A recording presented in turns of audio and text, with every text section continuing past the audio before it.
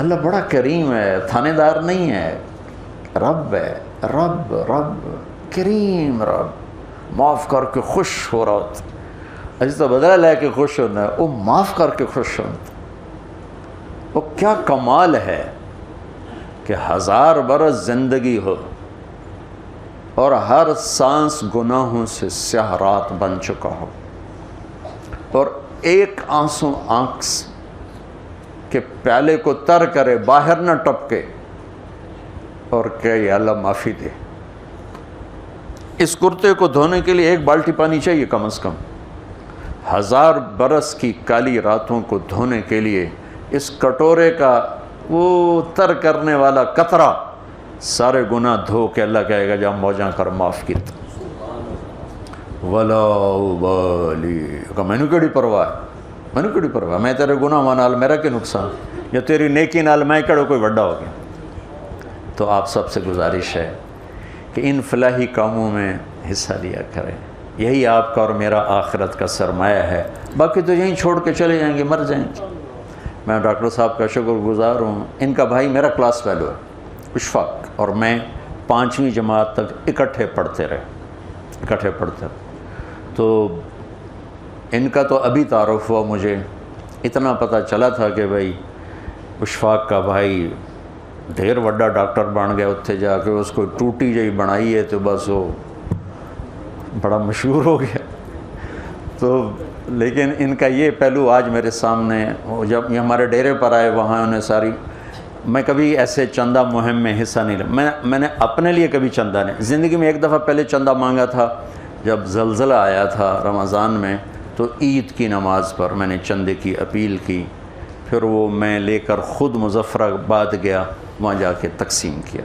ملتان میرا ضلع ہے اور ملتان میری پیدائش ہے، میں سول ہاسپٹل میں پیدا ہوا، تو میرے ماں باپ کی قبر وہیں ہے، وہ اسی مٹی میں دفن ہے، میرے دادے پردادے، تو پورا دیس میرا ہے، اس کی مٹی سے ہمیں پیار ہے۔ میری کیا اوقات، میرے نبی نے جب مکہ چھوڑا، وطن کی شے، کبھی آپ کو شاعری سناؤں توڑے ہاں پاٹ جاؤں پہ ٹائم مکیا کھلوتا۔ میرے نبی نے مکہ چھوڑا، جب غار سے نکلے نا،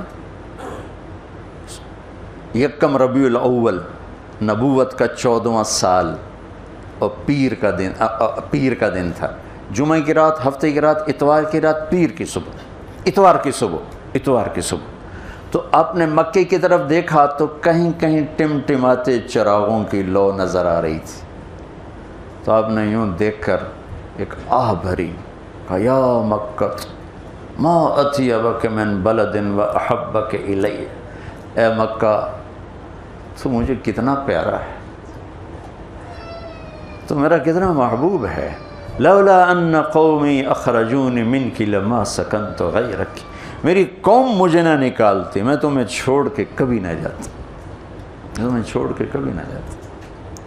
تو بھائیو سارا فوج، پولیس اور حکومت اور کے ذمے نہیں ہے، ہمارے بھی ذمے ہے کہ ہم اپنے دیس کے لیے جو کر سکتے ہیں، ایک اینٹ بھی رکھ سکتے، راستے سے کوئی پتھر اٹھا کے ایک طرف کر سکتے ہیں، وہ بھی کریں، کہ میرے اللہ کو یہ بہت پسند ہے، اور جو اس میں لگائے گا، خرچ کرے گا، اللہ اس کی دنیا بھی بنائے گا، آخرت بھی بنائے گا۔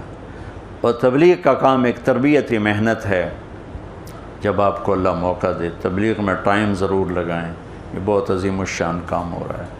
اللہ تعالیٰ آپ کا جمع ہونا قبول فرمائے۔ ڈاکٹر صاحب نے بہت بڑا ٹارگیٹ، وہاں تو مجھے 22 ارب سنا رہے تھے، یہ تو انتا صرف انہیں تھوڑا زیادہ سے ابھی ڈر نہ جاؤ، لیکن میں تمہیں 10 دینا، تو 22 ارب کا پروجیکٹ ہے، اس کو مکمل کرنے کے لیے، تو انشاءاللہ اللہ تعالیٰ پورا کرے گا، اللہ کے خزانے وسیع ہیں، بہت بڑے ہیں۔ تو میرے نبی کے فرمان پر کہ من لم یہتم بامر المسلمین فلیس منا، جو میری امت کی ضرورتوں کا خیال نہیں کرتا وہ مجھ میں سے نہیں ہے۔ تو جو لوگ کر سکتے ہیں وہ ضرور کریں، جو نشتر کے ڈاکٹر ہیں وہ ضرور کریں، ہم اپنی طرف سے کرتے ہیں، آگے اللہ کے حوالے ہے۔ اللہ تعالیٰ ہمارے ملک کو دیانت دے دینا، دیانت، صرف دیانت دے دے تو ان چندوں کی ضرورت کوئی نہیں، واللہ صرف میں صرف حکومت کی نہیں کر رہا ہوں، میرا تو ریڈی والا بھی بددیانت، تو میں بیوروکریٹ کی کیا برائی کروں یا کسی حکمران یا سیاستدان کی کیا برائی کروں؟ ہمارا تو مزدور بددیانت سر پہ کھڑے نہ ہو تو بہ کے حکا پیونا شروع کر دے، وہ 8 گھنٹے حلال نہیں کرتا ہے۔ تو بددیانتی بہت ڈیپ روٹس تک، صرف دیانت اس ملک میں آ جائے، اس لیے تو اللہ نے تفاوت رکھا، مالدار کی سخاوت کا امتحان رکھا، غریب کی خودداری کا امتحان رکھا ہے، اور ایک دوسرے کو ایک دوسرے کے ساتھ جوڑ دیا ہے۔ تو اللہ نے، میں نے ایک آیت پڑھی تھی، فَلَقْتَحَمَ الْعَقَبَةَ، یہ تعبیر پورے قرآن میں ایک جگہ ہے اور کہیں نہیں۔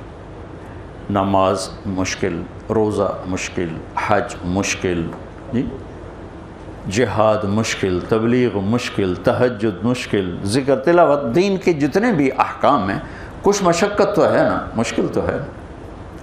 کسی کے لیے یہ تعبیر نہیں ہے جو میں ابھی بتانے لگا ہوں، جو خرچ کرنے کے لیے تعبیر آئی ہے۔ اقتحام ہوتا ہے سامنے کوئی کھائی آ گئی، گھاٹی آ گئی جی، تو اس لئے پلتا ہوندے کوئی نہ ہے نا، تو عرب شاہ سوار گھوڑے کو اٹھاتے تھے تو وہ چھلانگ لگاتا تھا اور پار جا کے وہ گرتا تھا۔ اس میں لمبی کھائی میں خطرہ بھی ہوتا تھا کہ نیچے گر جائے، عین ممکن ہے گر جائے، تو اس کے لیے لفظ اقتحام، ہیوی ویٹ لفظ استعمال ہوتا تھا۔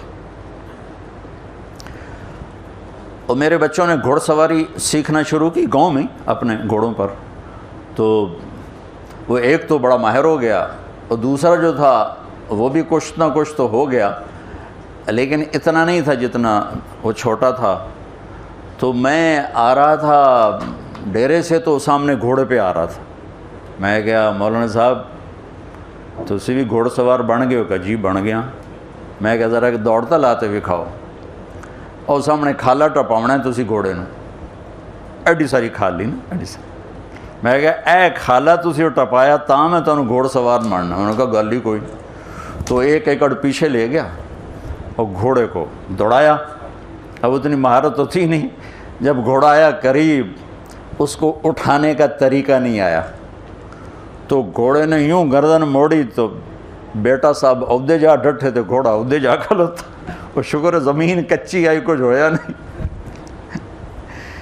اقتحام، گھوڑے کو اٹھانا اور جان خطرے میں ڈال کے کھائی کو پار کرنا۔ وہ جو عمرو بن عبد نے ود نے کیا خندق کے موقع پر، ایک آدمی جس نے پیچھے سے گھوڑے کو اٹھایا اور چھلانگ لگا کے دوسری طرف جا کر وہ کھڑا ہوا۔ مشکل کام۔ تو اب گھوڑ سواری ختم ہو گئی، لہذا اس کی سمجھ بھی بڑا مشکل ہوگا کہ بھئی وہ کمیں اوکھا ہے تو کمیں نہیں اوکھا، لیکن میں نے تھوڑی سی تصویر پیش کر دی۔ تو اللہ کہتا ہے تم نے پھر چھلانگ کیوں نہ لگائی؟ فَلَقْتَحَمَ الْعَقَبَةَ، پھر تم نے چھلانگ تو لگائی کوئی نہ۔ یا اللہ وہ کی ہے، وہ کیڑی گھٹی ہے جن اتنے اسی دھرک مارنا ہے، چھال مارنی؟ تو انہوں نے کہا فک و رقب، مصیبت زدہ کی مدد کر،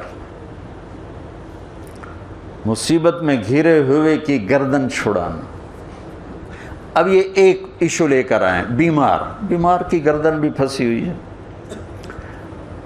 اور ہمارے ہسپتالوں کا جو حالات ہیں وہ بھی آپ کے سامنے ہیں۔ کچھ حکومت کا خزانہ تھوڑا ہے، کچھ ہمارے معاشرے میں دیانت کوئی نہیں، خدمت کا جذبہ کوئی نہیں۔ میں ہاتھ جوڑ کر ڈاکٹروں کے آگے کہ ہمارے اکثر ڈاکٹر تاجر ہیں، ڈاکٹر نہیں ہیں۔ وہ پیشنٹ نہیں ڈیل کرتے، وہ کسٹمر ڈیل کرتے ہیں۔ تبادلہ ہوتا ہے مریضوں کا، بھیج دا پہ میرا کتنا کمیشن ہے، تینوں بھیج دا پہ میرے واسطے کی ہے۔ تو بہرحال کمیوں کا ذکر نہیں کرنا چاہیے، خوبیوں کا ہی کرنا چاہیے، لیکن بس ہم نوا میں بھی کوئی گل ہوں کہ خاموش رہوں، کوئی نہ کوئی تو زبان پہ آ ہی جاتا ہے۔ نالے بلبل کے سنوں اور ہماتن گوش رہوں، ہم نوا میں بھی کوئی گل ہوں کہ خاموش رہوں۔ آہ تو آئی جاتی ہے زبان کہ جب ڈاکٹر ہی تاجر بن جائے اور پیشنٹ کو ایسے ڈیل کرے جیسے کسٹمر ہوتا ہے. بہرحال کمیوں پہ مٹی ڈالو. تو میرے رب نے لوگوں کی مدد کرنے کی جو تعبیر کی ہے وہ ہے چھلانگ لگانا. تو انہیں چھلانگ کیوں نہ لگائی؟ کیا یا اللہ تہجد نہیں، روزہ نہیں، حج نہیں، جہاد نہیں، قرآن دی تلاوت نہیں، ساڑی طرح بہ کے بخاری پڑھاونا نہیں. کیا یا اللہ کہ میرے دکھی بندوں کی گردنیں آزاد کرا، دکھیوں کی مدد کر.